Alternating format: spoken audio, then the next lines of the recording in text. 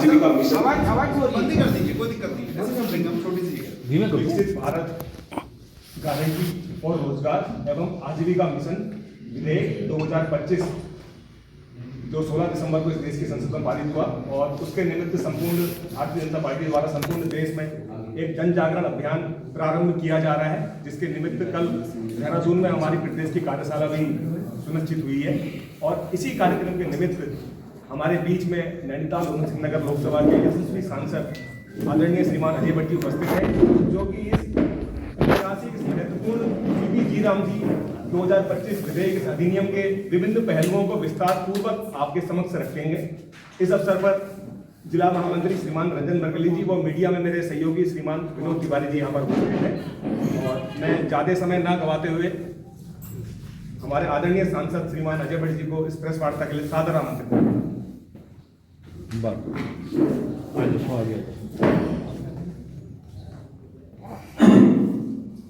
सभी पत्रकार मित्रों को नमस्कार मेरी ओर से। मैं कुछ चीजें आपको वी जी राम जी जो हमारा एक्ट पास हुआ है उसके बारे में बताने के लिए उपस्थित हुआ। वैसे तो आपको बहुत सारी चीजें मुझसे ज्यादा जानकारी है, लेकिन तथापि फिर भी जो गलतफहमियां फैला रहे हैं कई लोग, तो उसका थोड़ा सा स्पष्टीकरण देने के लिए मैंने बताया है। जैसे वी विकसित भारत, वी फॉर विकसित, बी फॉर भारत, ऐसे GRAM, पहले जी से आपका है गारंटी फॉर रोजगार, आर से रोजगार, और फिर आजीविका, फिर एम से मिशन, लास्ट वाले से फिर ग्रामीण। यानी कि इसका मतलब हो गया विकसित भारत गारंटी फॉर रोजगार एवं आजीविका मिशन ग्रामीण विधेयक 2025। अब उसमें जी राम जी आ गया, राम का इतना बड़ा नाम है, इत्तेफाक से उसका शॉर्ट फॉर्म हो गया जी राम जी। इसी में विपक्ष के लोगों ने तूफान खड़ा कर दिया कि माननीय महात्मा गांधी का नाम बदलकर जी राम जी ला रहे हैं। ये कहीं बदलाव नहीं है, बल्कि एक स्थायी व्यवस्था करना है। जो उसमें कमियां रह गई थी, बहुत सारी कमियां उस समय इसमें थी, उनको ठीक करना है। हमारा कृषि पर निर्भर अर्थव्यवस्था में ग्रामीण रोजगार जो है वो महत्वपूर्ण है, लेकिन स्थायी रोजगार कैसे मिले, स्थायित्व कैसे मिले, हम परिसंपत्तियों को स्थायी कैसे बनाएं। यहां तो हम नहीं बना पा रहे थे। इस साल मिट्टी खोदी, यहां की मिट्टी पलट दी, फिर अगले साल मिट्टी खोदी, मिट्टी पलट दी। क्यों? क्योंकि कोई अंकुश नहीं था, कोई देखने वाला नहीं था ऊपर से। कितनी इंक्वायरी कराएंगे, इंक्वायरियों में भी करते रहे, उसका कोई परिणाम तो नहीं आ रहा है। इसलिए ये बनाया गया इसको कि जो कुशासन चल रहा है, भ्रष्टाचार चल रहा है, मनरेगा का जो एक मनरेगा के नाम से राहत मॉडल जैसा हमने बनाया, लेकिन वो हमारे लिए जी का जंजाल बन गया, कांटे हो गए। पैसा भी जा रहा है, काम भी नहीं हो रहा है, कुछ लोग पनप रहे हैं, ठेकेदारियां पनप रही हैं, भ्रष्टाचार चरम पर था। इसको कैसे हम कम करें, कैसे लाएं, इसलिए ये एक्ट लाने की जरूरत पड़ी। तो विकसित भारत का दृष्टिकोण 2047 में जब हम विकसित देश बनेंगे, जिसकी तैयारियां चल रही है, वो कैसे बनेंगे। हम मिट्टी उलट दे रहे हैं, नहर खोदी, खाली पुल बना दी, कुछ किया नहीं, और हमने खाली मॉडल दिखा दिए और भर दिया अपना रोज का रोज नाम था, किया नहीं। तो क्या इससे सफलता मिल पाएगी 2047 में? जिन पैरामीटर्स पर आपको स्थायित्व मिलेगा, अगर जब सर्वे होगा तो ये योजना में तो हम पीछे हो जाएंगे, स्थायित्व तो है नहीं। तो फिर आप उन जो बिंदु है, उन बिंदुओं को कैसे पूरा करेंगे? नहीं कर पाएंगे बिंदुओं को पूरा, जिसकी वजह से विकसित भारत बनने में भी हमको तकलीफ होगी, क्योंकि इसके लिए कितने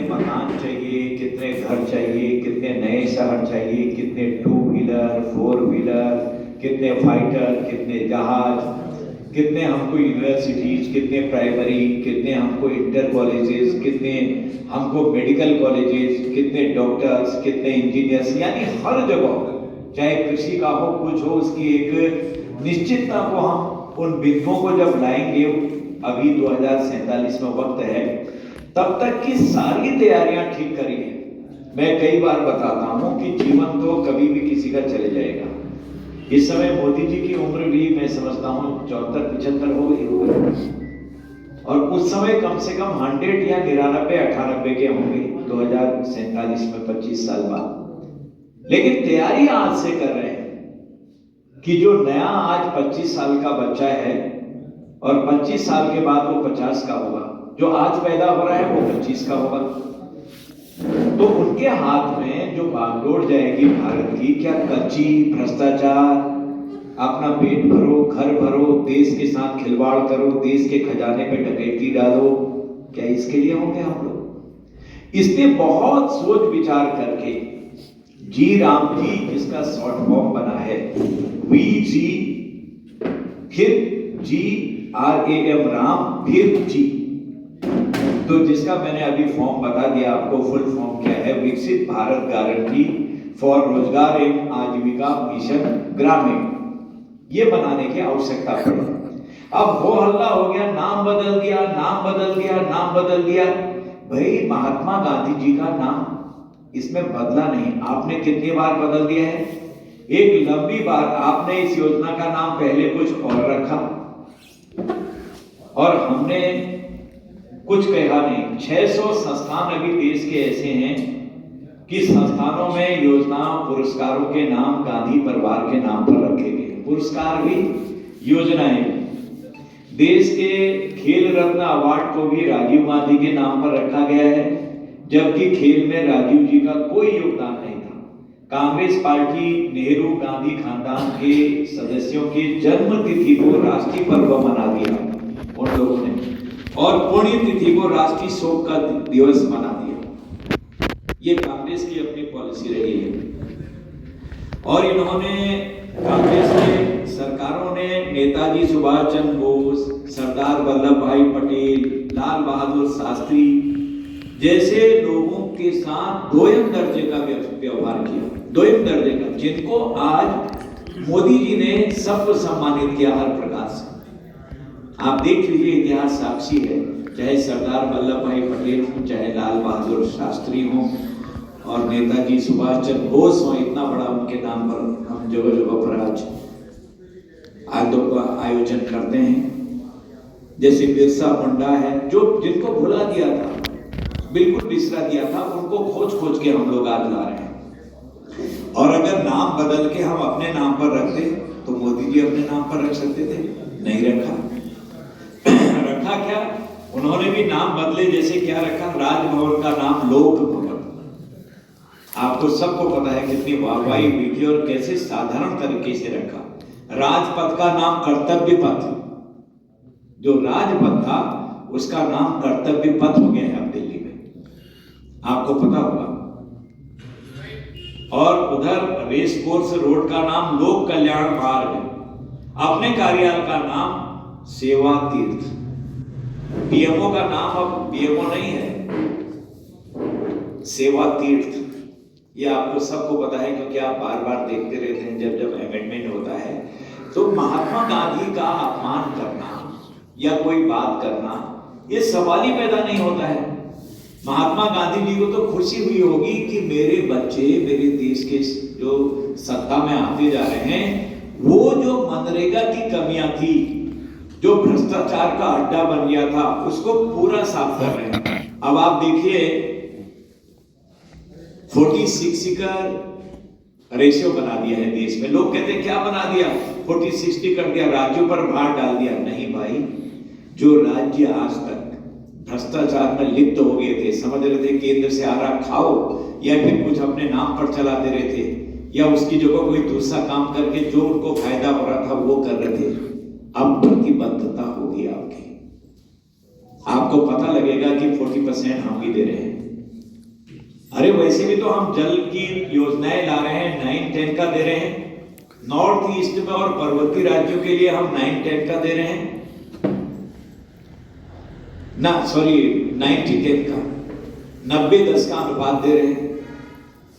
तो इसमें कमी कहां है? ये तो केंद्र राज्यों के संबंध है, यहां बहुत गड़बड़ी कर दी। कई राज्य, उनका नाम लेना उचित नहीं है, यहां पर हम कोई विवाद करने के लिए नहीं है। आप नेट में निकालेंगे तो आपको सब मिल जाएगा राज्य की किसकी क्या स्थिति है। तो इसलिए राज्यों को भी बाध्यकारी होना पड़ेगा विकास करना। जो केंद्र पैसा दे रहा है उसमें आपका भी पार्टनरशिप होनी चाहिए, ताकि आपको दर्द होगा, यहां से दर्द होगा आपको। और जिस समय हमारे पास स्थायी चीजें बनेंगी, हम कोई भी चीज बना रहे हैं, आपको भी 40% 1 रुपए में देना है, 60% केंद्र दे रहा है। पर्वतीय राज्यों के लिए, नॉर्थ ईस्ट के लिए हमारे पास 90-10 का अनुपात है। 10% राज्यों को देना होगा, 90% वहां देना होगा। तो इस तरह से इसमें भी कहीं पर कोई गुरेज या कहीं कोई गलत मंशा नहीं है। क्या मोदी जी ने कोई गड़बड़ करी? कोरोना जैसी अवस्था में दुनिया का जहां बैंकरप्ट हो गई थी पूरी दुनिया, उसमें हम 5वें नंबर पर चले गए, अंग्रेजों को पीछे खदेड़ दिया हमने, आज 4थे नंबर पर आ गए हम। क्या अविश्वास किया जा सकता है?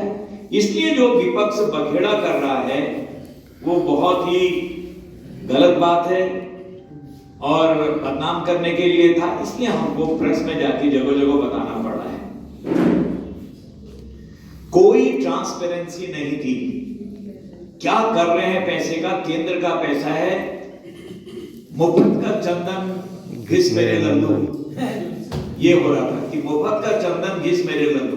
कांग्रेस के जमाने में ये हो रहा था, ऊपर से आ रहा था, कोई ट्रांसपेरेंसी नहीं थी। अब इसमें रियल टाइम डेटा अपलोड होगा, जीपीएस अपलोड होगा, कितना पैसा आया, कितना काम किया, और बकायदा आपके उसमें डीबीटी से पैसा आएगा डायरेक्ट, कोई गड़बड़ नहीं, कोई भ्रष्टाचार नहीं। और कभी किसी ने गलती से भी कोई गलती कर दी, वो अपनी नौकरी से भी हाथ धोएगा और जेल की सीकचों में जाएगा। ये कोई गलत नहीं है इसमें, मैंने जो बताया आपको। अच्छा क्या है, कनेक्टिविटी भी आएगी, सड़कें भी बनाएंगे, गांव में कई चीजें, जैसे मैंने इसमें लिखा है एक जगह पर 4 प्राथमिकताएं मुख्य हैं। जल संबंधी कार्य भी होंगे और स्थायी कार्य होंगे। कोर ग्रामीण बुनियादी ढांचे का निर्माण होगा। गांव में जो भी चीज बनाएंगे वो बुनियादी ढांचा पक्का होगा। राज्य सरकार देखेगी केंद्र सरकार के धन के साथ और जिम्मेदारी लेगी कि ये मेरा भी हिस्सा है, इसमें हम ठीक से करें। अगर कहीं भी ऑडिट में जाएगा गड़बड़ होगी। आजीविका संबंधी बुनियादी ढांचे का निर्माण, कि आजीविका संबंधी जितने भी बुनियादी ढांचे हैं। अब आपने कहा जैसे जल का आपने तालाब बनाया, उसमें फिश पॉन्ड बना दिया, गांव वालों ने भागीदारी कर ली, गांव की कमेटी बन गई। कई चीजें ऐसी, जो चीज आप निर्माण करेंगे उसमें कई चीजें उसमें लगेंगे। और जो खराब मौसम के कारण काम में कमी को कम करता है, जैसे सड़कें हैं, कनेक्टिविटी, ये नहीं, सॉरी मैं 4 पर आ रहा था पहले आपको। तो कहीं पर भी अगर आपको काम चल रहा है किसानों का, गेहूं कटाई, गेहूं बुआई, धान कटाई, धान बुआई, ये सीजन चल रहे हैं, तो उस समय वो लेबर को वहां जाना है। किसान भी मार खाता था आज तक, क्योंकि वो मनरेगा में इधर रह जाते थे या जानबूझ के इधर कर देते थे। कई लोग तो उसको आयात करने पड़ते थे कहीं दूर दराज से, हाई उस पर। तो उतने दिन यहां अगर रोकेंगे उनको तो वहां से मजबूरी पा रहा है। कहा कि इन दिनों में हम तुम्हारा 1 महीना 2 महीना रोक रहे हैं, बाकी आप वहां पाओगे। 120 दिन 125 दिन आपको परमानेंट रोजगार दे रहे हैं। तो इस तरह से ये अभियान हर तरफ से हमको स्थायी आजीविका के अवसरों को दिलाता है और स्थायी रोजगार की तरफ जाने के लिए हम लोगों को एक नई दिशा देता है। बाकी महात्मा गांधी हमारे पूजनीय हैं, हमारे हृदय में हैं, बापू हैं, राष्ट्रपिता हैं। उनके बारे में तो इसका कोई मतलब ही नहीं होता है कि हम कहीं पर भी कोई गलत बात करें। और कांग्रेस हमसे इतनी नफरत क्यों कर रही है इसमें? ये इंडी गठबंधन, विकसित भारत और भगवान राम के नाम से इतनी नफरत क्यों है? मैंने तो सदन में भी बोला था, लोगों के तरह तरह कमेंट आए थे। जी राम जी इसका सूत्र है, मैंने एक एक शब्द का अर्थ आपको बताया है। अगर जी राम जी हो गया तो लोगों में एक श्रद्धा है, उनका नाम आ गया तो नफरत क्यों है?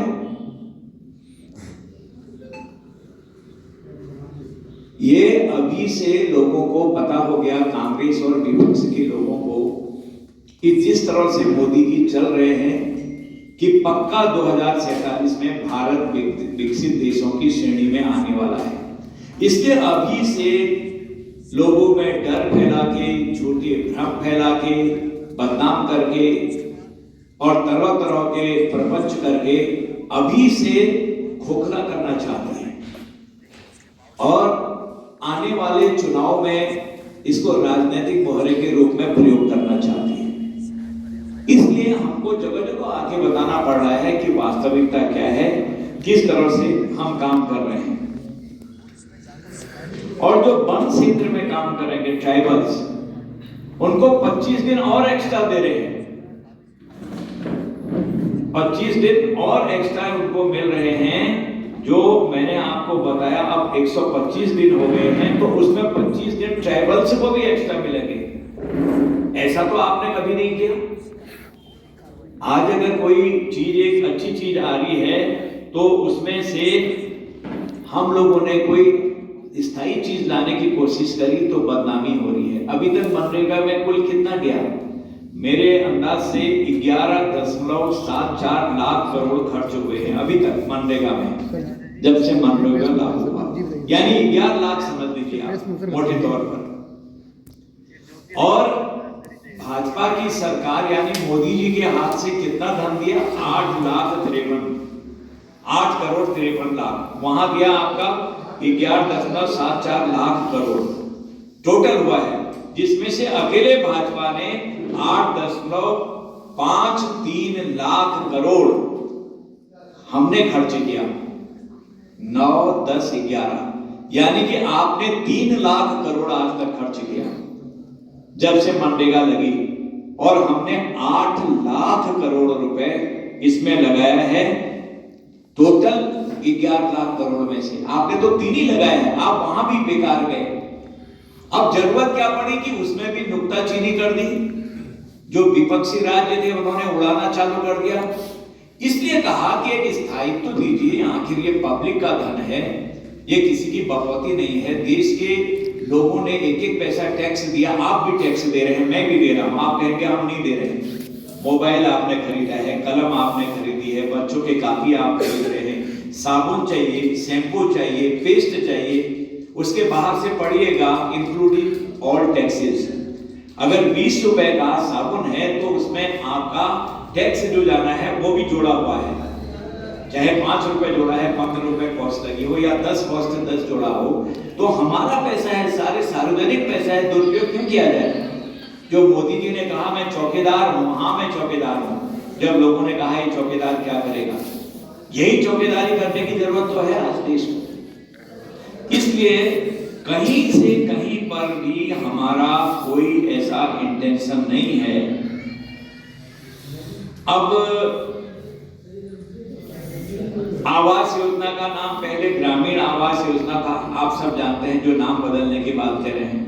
राजीव गांधी ने 1985 में इसका नाम बदलकर इंदिरा आवास योजना कर दिया था। जो आवास योजना था उसका नाम इंदिरा आवास कर दिया। राजीव गांधी विद्युतीकरण योजना कर दिया गया आपका 2005 में, जो ग्रामीण विद्युतीकरण जिसका नाम था।